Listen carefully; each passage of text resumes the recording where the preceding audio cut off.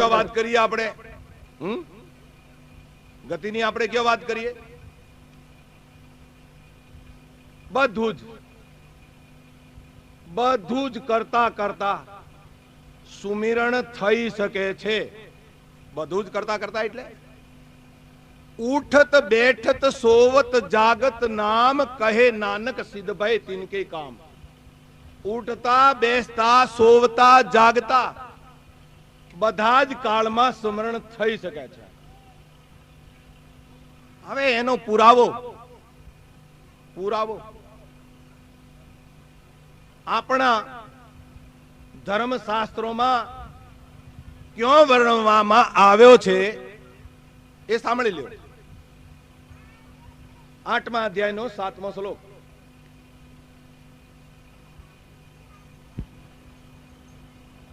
માટે સર્વ કાળે તું મારું સ્મરણ કર અને યુદ્ધ કર મારામાં અર્પણ કરેલા મન બુદ્ધિ વાળો તું ચોક્કસ મને જ પામીશ માટે સર્વકાળે હવે સર્વકાળ દાખલા તરીકે આ એક ઢાબુ છે અને રાત્રે ભૂકંપ થાય ઢાબુ એ તૂટી પડે તમે નીચે રહો અને તમે નીચે દબાઈ ગયા અને તે વખતે મરણ થયું તો શું તમારી ગતિ થશે કે અધોગતિ થશે તમે કહેશો આ તો અકાલ મોતે મર્યા એટલે ભૂત થશું નહીં નહીં નહીં નહીં નહીં ધર્મશાસ્ત્રો એમ કહે છે કે જે ધર્મનું આચરણ કરે એનું અકાલ મોત પણ થતું નથી અકાલ મૃત્યુ હરણમ સર્વવ્યાધિ વિનાશનમ વિષ્ણુ ચરણામૃત પીતવા પુનર્જન્મ ન વિદતે અકાલ મોત એનું થાતું હોતું નથી ત્યારે ઇન્ડોનેશિયામાં ભૂકંપ આવ્યો છે 4200 ગયા આપણા ગુજરાતમાં કેટલી વખત ભૂકંપ આવે છે ત્યારે કેટલાય જાય છે એક્સિડન્ટ રોડ ઉપર થાય છે ત્યારે કેટલાય મરણ પામે છે એટલે કોઈ બધાય ભૂત પ્રેત થતા હોતા નથી તો સર્વેસુ કાલેસુ આ જીભના વગર પણ ઊંઘમાં પણ તમે સુમરણ કરી શકો છો જાગતા પણ સ્મરણ કરી શકો છો ઊંઘમાં પણ તમે સ્મરણ કરી શકો છો સર્વકાળનો અર્થ થાય છે કોઈ પણ કાળમાં સ્મરણ કરી શકાય એવો કોઈ કાળ નથી એવો કોઈ સમય નથી કે જે સમયમાં સ્મરણ કરી શકાય નહીં વળી બીજી એક મોક્ષ આપનારી ગતિ કહેવામાં આવી છે એ બીજી એક મોક્ષ આપનારી ગતિ કઈ પરમાત્માના દર્શન છેલ્લે ટાઈમે થાય છેલ્લે ટાઈમે તમે ગરડા થશો ને 100 વર્ષના થશો ને 80 વર્ષના થશો ને પછી જ તમારો છેલ્લો ટાઈમ આવશે એવું નક્કી હોતું નથી છેલ્લો ટાઈમ ગમે ત્યારે આવી શકે છે कहाँ जन्मे कहाँ उपने कहाँ लड़ाए लाड और ना जाने इस देह के कहाँ पड़ेंगे हाड आ देह नो हाडको क्यों पड़से एवं कोई नक्की नहीं तो छेले टाइमे आवा दर्शन थाय भगवान कृष्ण कहे छे एवा दर्शन थाय एनो पण अवतार एनो पण जन्म सफल थाय छे केवा दर्शन 15नो छठो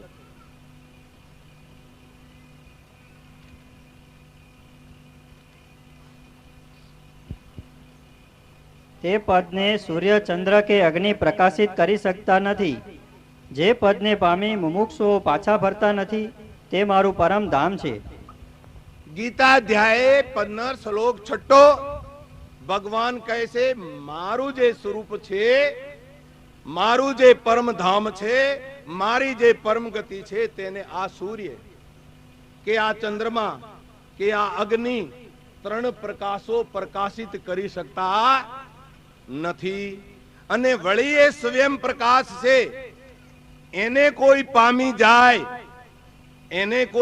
જાય તો એને શું પ્રાપ્ત થાય મોક્ષ ગતિ પરમ ગતિ પ્રાપ્ત થાય છે એને કહેવામાં આવે છે ભર્ગો જ્યોતિ શું કહેવામાં આવે છે ભર્ગો જ્યોતિ એને કહેવામાં આવે છે અખંડ જ્યોતિ તમે અખંડ જ્યોતિ નામ તો સાંભળ્યું છે પણ ક્યારે અખંડ જ્યોતિ જોઈ છે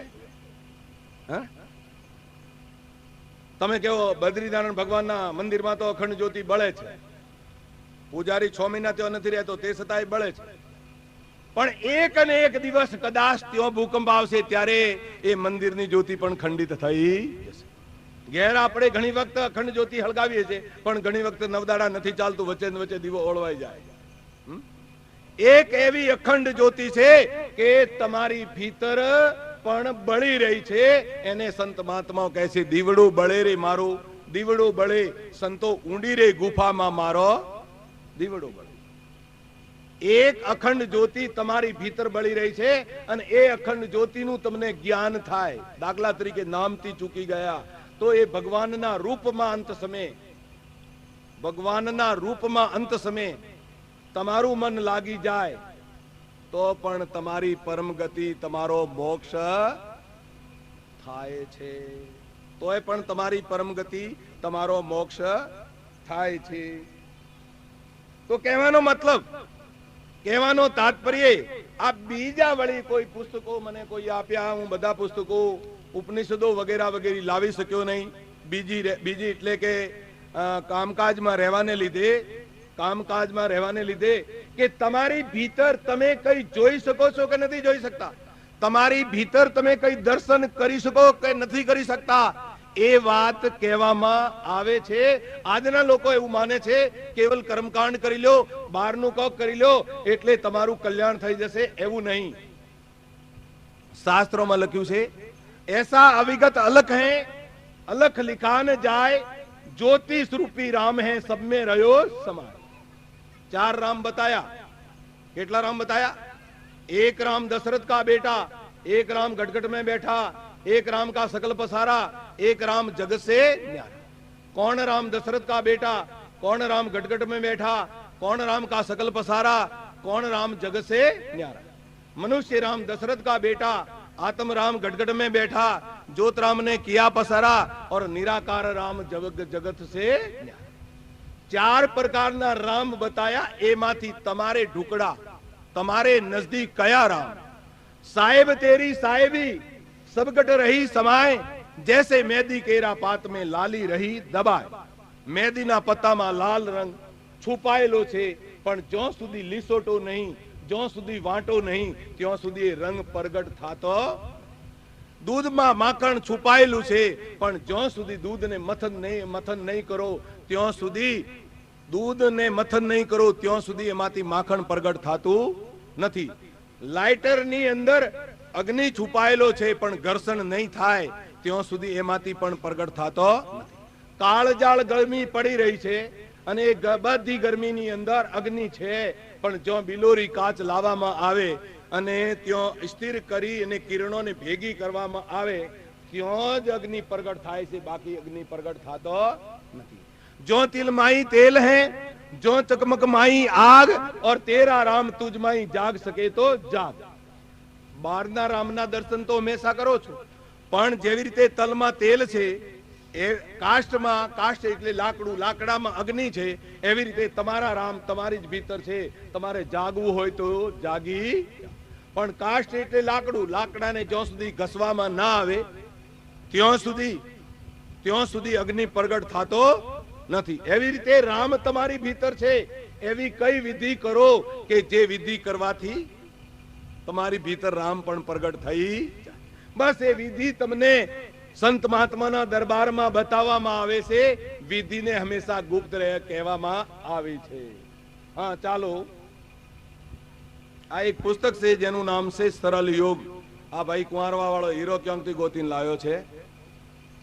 સાધક જો શિવ નેત્ર થઈને, અર્થાત બંને નેત્રની કીકીઓ નાકના મૂળમાં અતિ નિકટ લાવીને બંને ભ્રમરોના મધ્ય સ્થાનમાં સ્થાપીને લલાટની અંદર પ્રણવ સહિત વિવિધ પ્રકારની દિવ્ય જ્યોતિર્મય તે અંતરાત્માની વિશેષ દ્રઢતાથી ભાવના કરે છે, ત્યારે તેને વીજળીના પ્રકાશ જેવી જ્યોતિ પ્રત્યક્ષ દેખાય છે.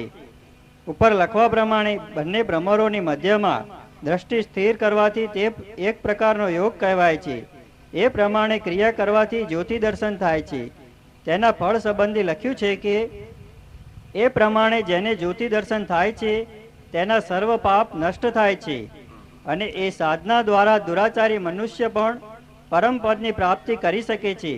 જે વિચક્ષણ સાધક ઉપરોક્ત પ્રમાણે રાત દિવસ સાધના કરે છે તેને સિદ્ધ પુરુષોના દર્શન અને તેમની સાથે વાર્તાલાપ કરી શકાય છે, એમાં સંદેહ નથી. બે ભમરની વચ્ચે ક્યાં આવી? કાશીમાં આવી, મથુરામાં આવી, કે ગોકુળમાં આવી, કે વૃંદાવનમાં આવી? આ સ્થાનોને ભમર કહેવામાં આવે છે. આ સ્થાનોને ભમર કહેવામાં આવે છે, ને જ્યાં ચાંદલો કરીએ છીએ તેને ભ્રીકુટી કહેવામાં આવે છે. ઉજિયાલા હૈ, ઉજિયાલા હૈ, ઘટ ભીતર પંત નિરાલા હૈ. ઉજિયાલા હૈ, ઉજિયાલા હૈ, ઘટ ભીતર પંત નિરા. ત્રિકુટી મેલ में ठाकुर द्वारा, त्रिकुटी मेल में तिसके अंदर चमके तारा.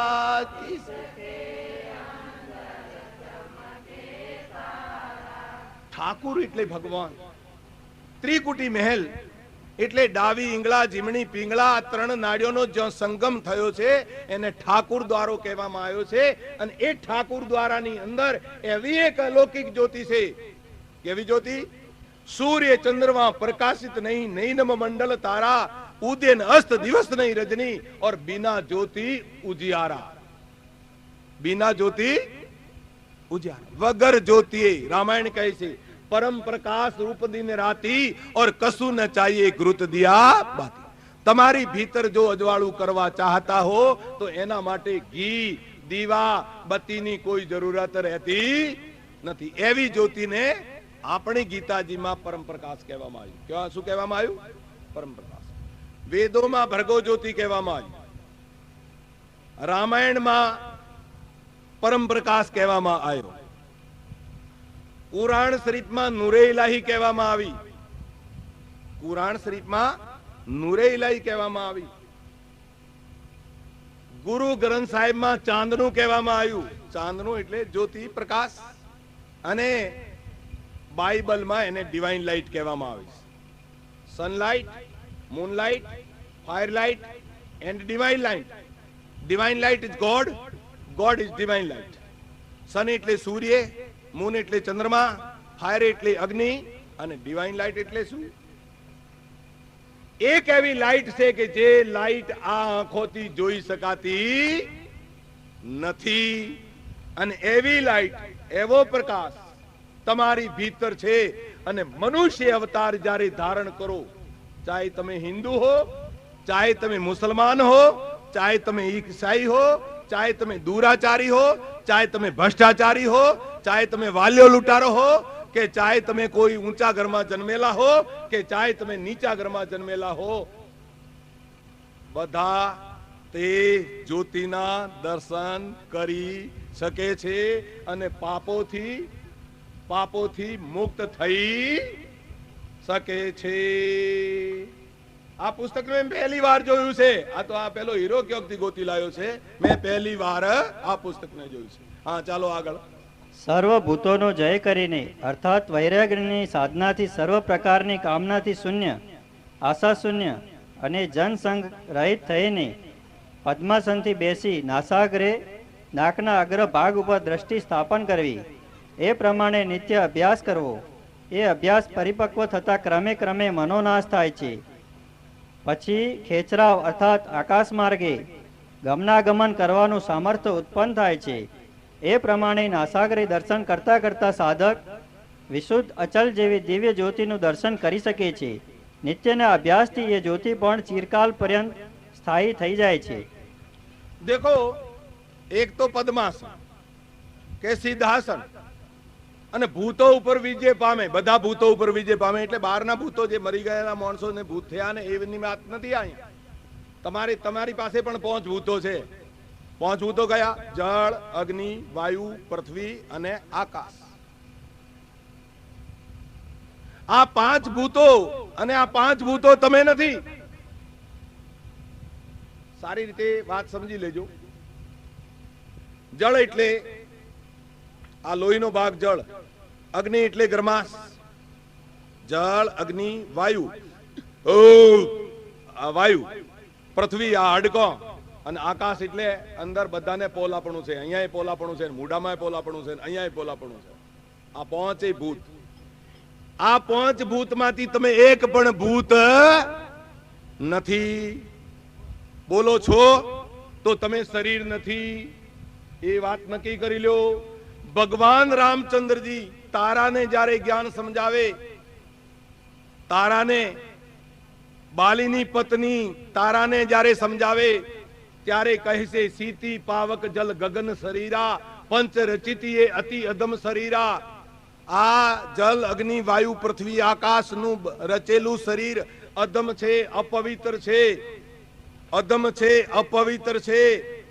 અને જીવ નિત્ય, નિત્ય એટલે હંમેશા રહેનારો છે, એનો કોઈ કાળમાં નાશ થતો નથી. જેવી રીતે માણસ પુરાણા વસ્ત્રોનો પરિત્યાગ કરી અને નવા વસ્ત્ર ધારણ કરે છે, એવી રીતે આ જ્યોતિર્મય આત્મા, આ પ્રકાશમય આત્મા પણ બીજું શરીર ધારણ કરે છે.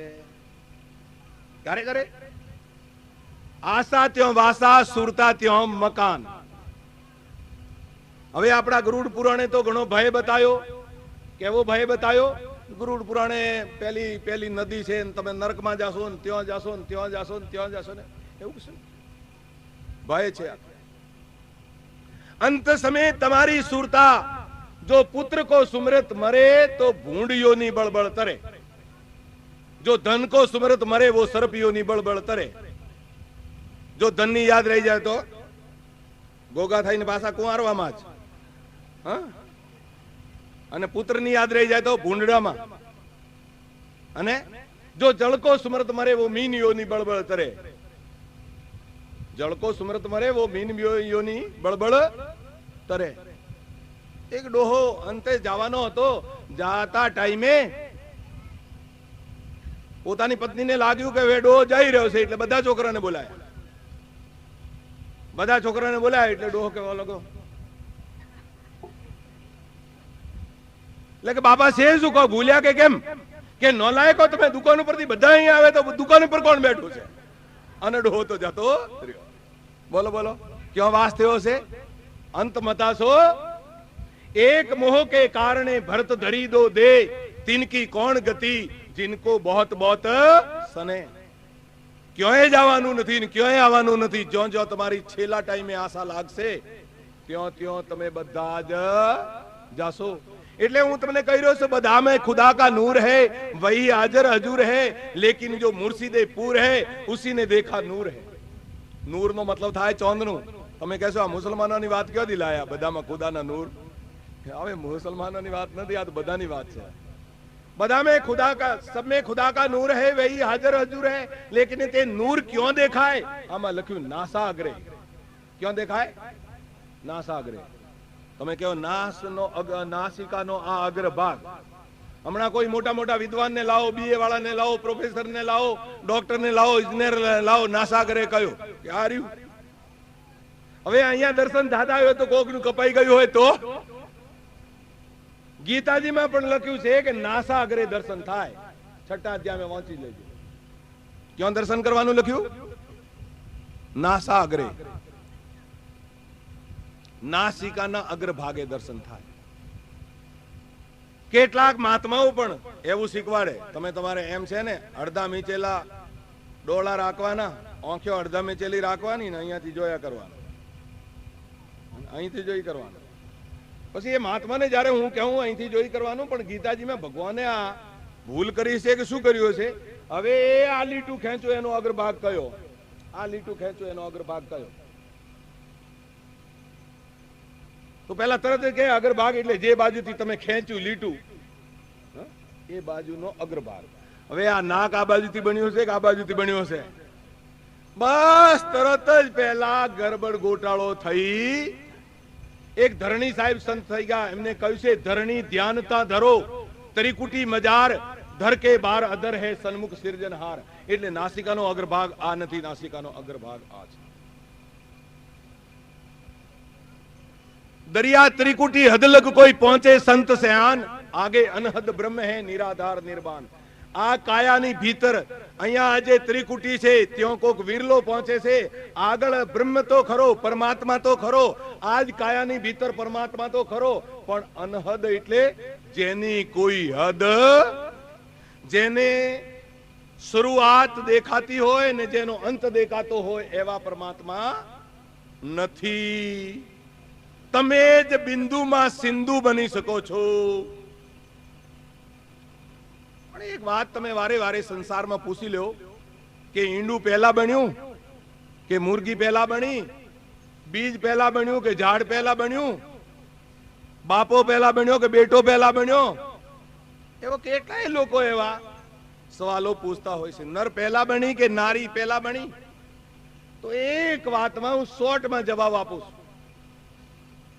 एक शब्द सब कुछ किया, ऐसा समर्थ सोई और आगे पीछे जो करे सो तो बળ ही ના હોય.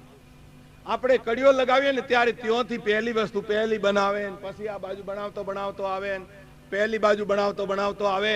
અને આ એક કડીઓ પરમાત્મા એક એવો કડીઓ છે કે તેને ઈંડું ને મુર્ગી એક સાથે બનાવ્યા, બીજ ને ઝાડ એક સાથે બનાવ્યો, નર ને નારી એક સાથે બનાવ્યો.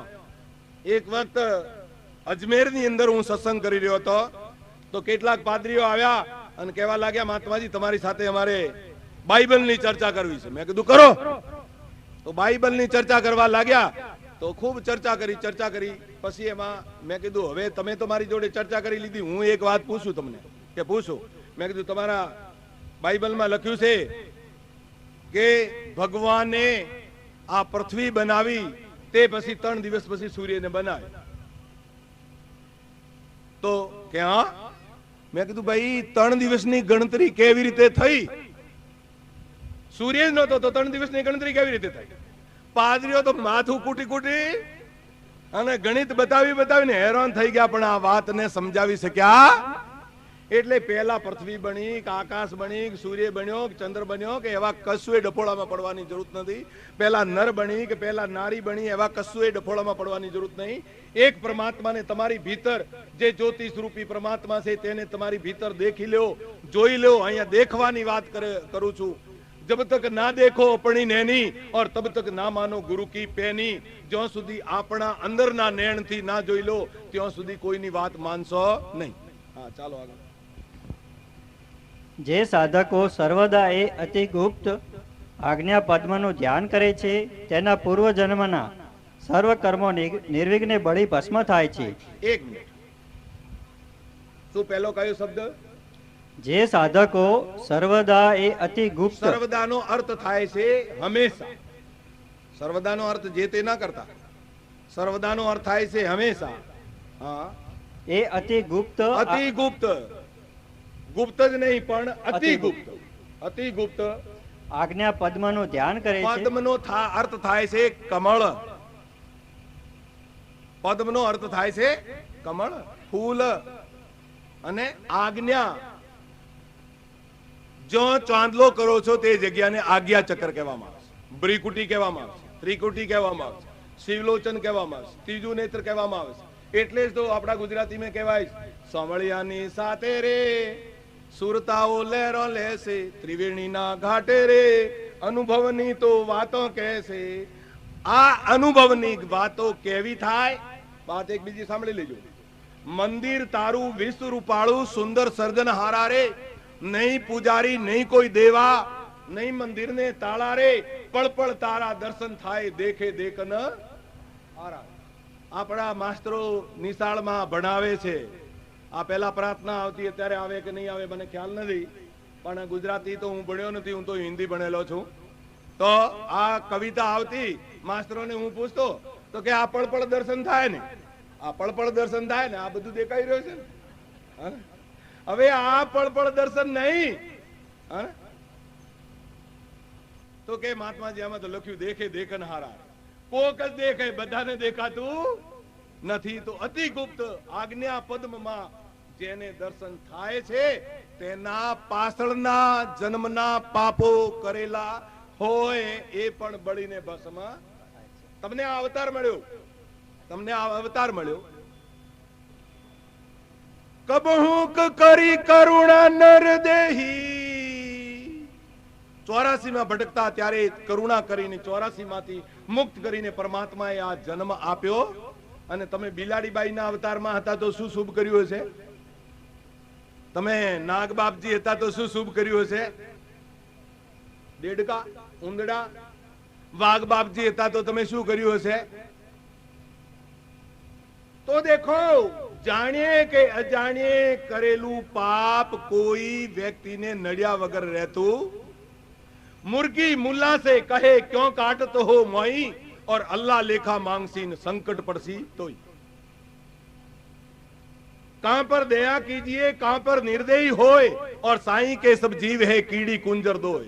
કીડીએ પણ એ પરમાત્માની સંતાન છે અને કુંજર એટલે હાથીએ પણ એમની સંતાન છે.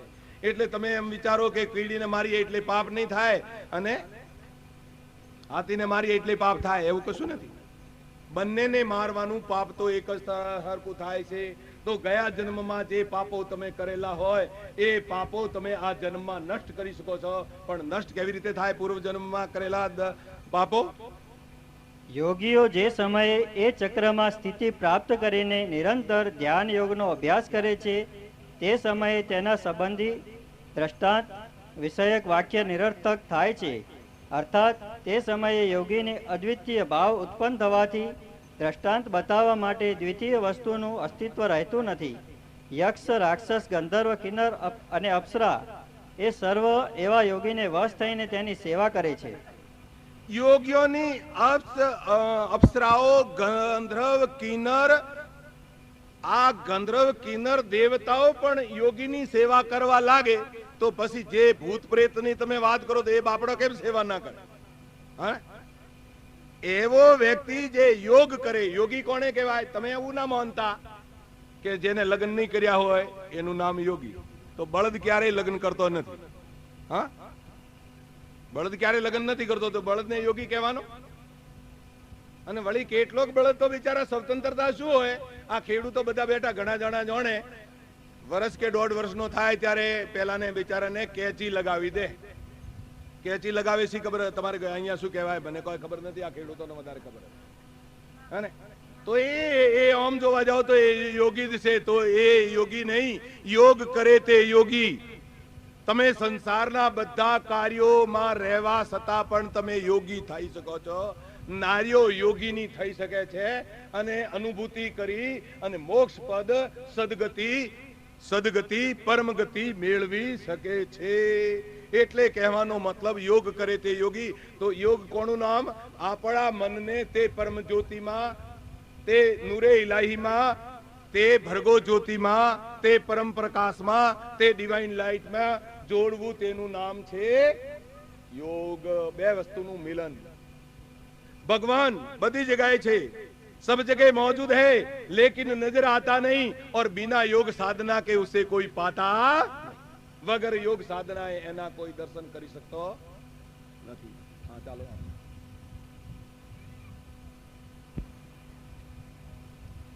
જીહવાની નીચેના ભાગ સાથે મુખના મધ્યના નીચેના ભાગમાં જે શીરા નસ જોડાયેલી છે તેને છેદન કરીને સર્વદા જીભની નીચેના અગ્ર ભાગને ચાલન કરવું અને જીહવાને માખણ દ્વારા દોહન કરીને લોઢાના યંત્ર અસ્ત્ર વડે તેને કાપવી જોઈએ. પ્રતિદિન એ પ્રમાણે કરતા કરતા જીહવા ક્રમશઃ લાંબી થઈ જશે. જ્યારે જાણવામાં આવે કે જીહવા ભૂમધ્ય સ્થાનનો સ્પર્શ કરી શકશે ત્યારે એ જીહવાને તાલુ મધ્યમાં લઈ જઈને ઉધર્વ દિશામાં કપાલ કુહરમાં પ્રવેશ કરાવીને ભૂમધ્યમાં દ્રષ્ટિ સ્થિર રાખવી, એને જ ખેચરી મુદ્રા કહે છે. આ પ્રમાણે ખેચરી મુદ્રાનો અભ્યાસ થવાથી તે સાધકને નાદયોગ સમાધિનો અભ્યાસ પ્રાપ્ત થાય છે. પણ ખેચરી મુદ્રાના અભ્યાસ માટે અભ્યાસી ગુરુદેવની ખાસ આવશ્યકતા છે. યોગાભ્યાસી ગુરુદેવની આજ્ઞા પ્રમાણે જ એ ક્રિયા કરવી જોઈએ. તે સિવાય માત્ર બુદ્ધિ યોગથી અભ્યાસ કરનારે સાવચેતીથી એ ક્રિયાનો અભ્યાસ કરવો ઉચિત છે. તેમ નહીં કરવાથી કોઈ પ્રસંગે સાધકને વિશેષ પ્રકારે નુકસાન થાય છે. નાદયોગ સમાધિ સંબંધી લખ્યું છે કે ખેચરી મુદ્રાની સાધના દ્વારા જીહવાને વિપરીત ગામી કરીને તાલુમાં પ્રવેશ કરાવીને કપાળ કુહર ગળાના ઉપલા પોલા વગેરે ભાગમાં ઊંચે ચડાવીને ત્યાં સ્થિત કરવી જોઈએ. એ પ્રમાણે અનુષ્ઠાન કરવાથી જ્યારે સાધકની અન્ય સર્વ પ્રકારની સાધારણ ક્રિયાનો પરિત્યાગ થઈને જીવા કપાળ કુહરમાં સ્થિર થાય છે ત્યારે જ સાધકની નાદયોગ સમાધિ સિદ્ધ થાય છે.